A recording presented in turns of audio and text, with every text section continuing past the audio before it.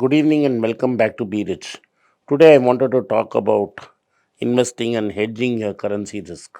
I have a position in US stocks and I am right in my positions except that I have US dollars and own a lot of Berkshire Hathaway shares. Class B, not Class A. Class B is something that all of us can afford to keep.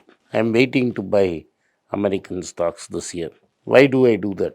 Whether you are an investor in India or whether you are an investor from UK or any part of the world, I rather with these two countries, you will see that their rupee, their currency has been depreciating steadily over a period of time. Data is not readily available for India, but it will be much more.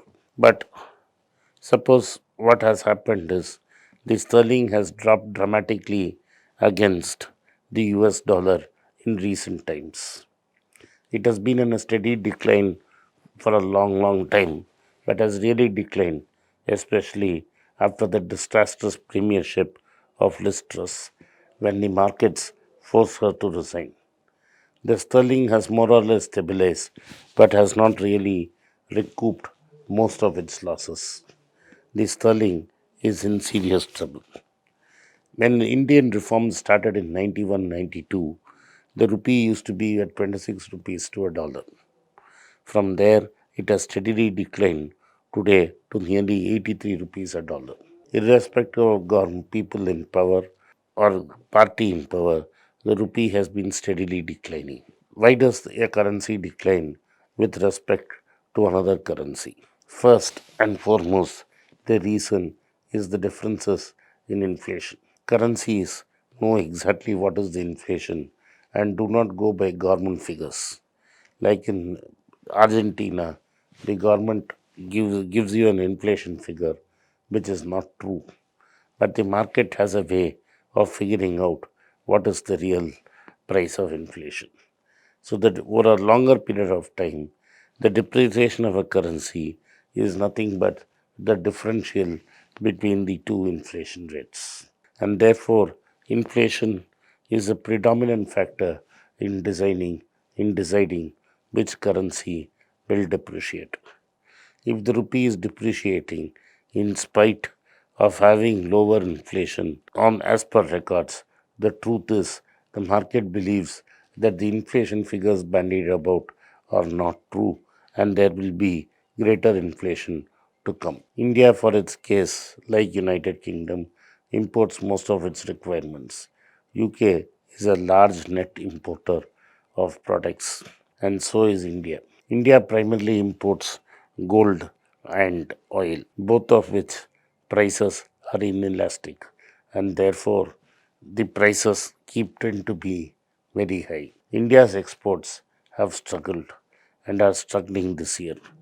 This is putting enormous pressure on the rupee. In spite of political tom-tomming, the fact remains after selling $100 billion and then buying back $20 billion of the same, the rupee is still under pressure. This is because if you look at the interest rates in the two countries, American interest rates have moved much faster than the Indian rates. America has increased rates from 0 to 2.5 to nearly 4.25 to 4.5. Mortgage rates in America have shot up from 0 to nearly 6% or 7%. The RBI has indeed increased interest rates in the last 1 year, but has taken them only in baby steps and has not really decided to fight inflation or take inflation seriously. Similarly, the UK government under Liz Truss did not take inflation very seriously and decided that it could borrow more money and splurge it. Unfortunately, they have to face the wrath of the markets, and the wrath of the markets made sure that Liz Truss had to resign. And it is now clear the new conservative government. It is now clear that the new conservative government will follow a more orthodox economic policy, and UK is expected to encounter a serious, severe recessionary period. But in spite of that, even having higher inflation, the Bank of England has increased interest rates at a much slower pace than what the US Federal Reserve has done. The US Federal Reserve is able to increase it further because it has economic growth to fall back upon. The UK economy is already in doldrums, having a recession, and thus cannot afford higher interest rates. In India's case, the growth has declined, but still, and India can afford higher interest rates. But for reasons best known to themselves, the Reserve Bank has shied away from increasing interest rates. Therefore, the value of the rupee or the sterling pound will continue to decline, and this affects investment returns. It is therefore very prudent for Indian and British investors to put out a portion of their money into US stocks when especially the correction deepens throughout next year. A position in US stocks will give a double benefit. One, from the lows, US stocks will increase in value, and at the same time, it will also mean that the rupee as it weakens will give you an additional cushion of return. Let us take the US example.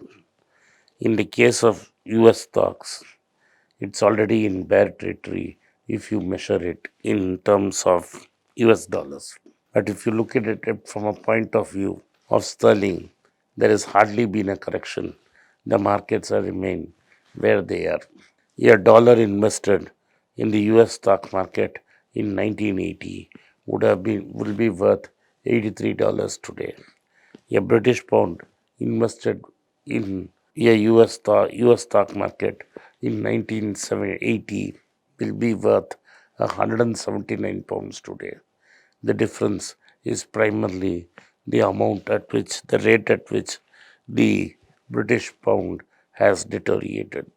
Thus, it would be very clear that to hedge your risks, currencies which are weak or economies which are weak, the constituents of those economies should invest a large portion of their money in the mighty dollar to protect them and get real returns. Thank you for watching Be Rich. If you like this video, kindly like this video, press the subscribe button to my channel and turn on the bell notification. If you do not turn on the bell notification, you will not be notified every time we put out a video. Once again, I thank you for your support for Be Rich. I want to thank all of you for supporting our event in Oman with great enthusiasm. A lot of people turned up in Oman, and a place where I don't have much influence. I wish to thank all of you for your support. The next event is going to be in Qatar, Doha. The event is scheduled for the last week of January. Those who would like to meet me in person in Qatar, Doha, or come to our event in Doha can send their request to the mail ID given below or contact the WhatsApp number flashing on the screen. My team will respond to you. See you in Qatar in the last week of Jan. It's a great privilege and honor that so many of you in thousands have subscribed to my channel and have supported me. I have written 2 books in English, The Alchemy of Money and Ordinary Stocks, Extraordinary Profits. These books are published by us and are ready. If you want to procure a copy, send us a message to the WhatsApp number given below and my team would respond to you.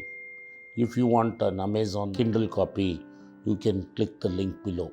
Finally, those who wish to consult with me can send a mail to berichenglish@gmail.com. Once again, I thank you for your support. If you like this video, press the subscribe button of my channel, hit the like button and turn on the bell notification.